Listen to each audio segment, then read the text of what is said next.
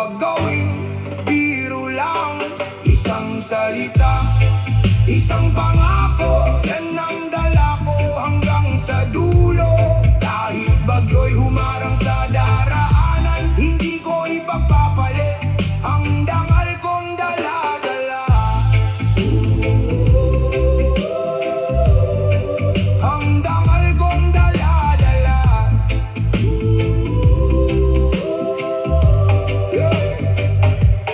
Ngunit may pangarap akong mas malaki, makatulong sa pamilya at sa sarili. Gusto kong marating ang mas mataas, kahit malayo sa nakasanayang landas.